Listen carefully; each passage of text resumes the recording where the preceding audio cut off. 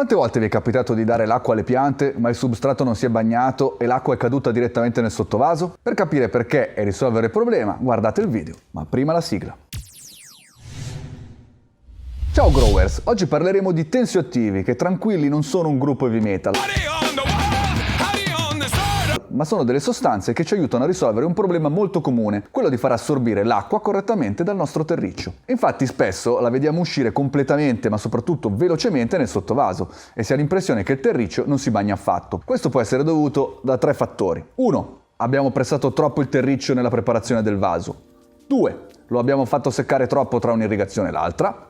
3. È un problema del substrato di partenza. Per il primo caso, semplicemente vi consiglio di pressarlo meno quando andate a preparare il vostro vaso, però ci può venire incontro un piccolo trucchetto che risolverà la maggior parte dei nostri problemi. Prima di tutto bisogna capire come si idratano i substrati ed è utile introdurre il concetto di bagnabilità. Qui definizione veloce, però utile. La bagnabilità di un materiale viene definita come la capacità del liquido, nel nostro caso l'acqua, di diffondersi sulla superficie del materiale stesso. Quindi la bagnabilità è una caratteristica molto importante per i substrati, perché una corretta bagnabilità assicura una distribuzione uniforme dell'acqua e conseguentemente dei nutrimenti in tutto l'ambiente radicale. Un'adeguata bagnabilità migliora anche la capacità di trattenere l'acqua da parte del substrato e questo ovviamente non può fare altro che bene alle piante e cresceranno meglio. Per capire bene questo concetto di bagnabilità facciamo un esempio. Immaginiamo una spugna nuova. È sufficiente immergerla una parte nell'acqua per far sì che si bagni completamente, anche la parte che non è andata direttamente a contatto con l'acqua. E allo stesso modo il nostro substrato dovrebbe comportarsi così. Però in realtà i substrati orticoli hanno spesso problemi di bagnabilità, che derivano dalla natura del materiale di partenza, ma anche dall'alto volume di componenti di sostanza organica contenuti nel substrato stesso. Qui attenzione, la materia organica apporta tantissimi benefici, come abbiamo visto anche nei video precedenti, ma contiene anche molti gruppi funzionali di acidi organici. Adesso non è che bisogna saperli tutti, però ad esempio ci sono gli acidi carbossilici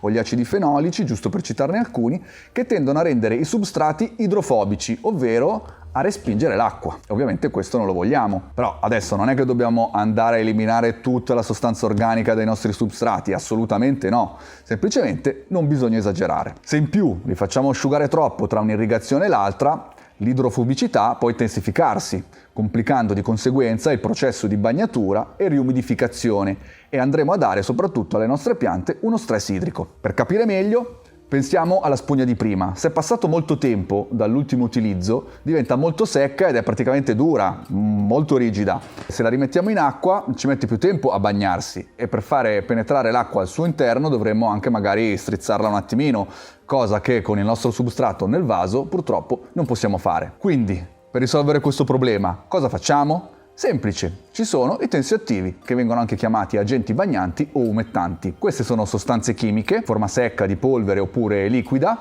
e ovviamente ci sono presenti anche degli estratti naturali, come ad esempio questo, Vyomar.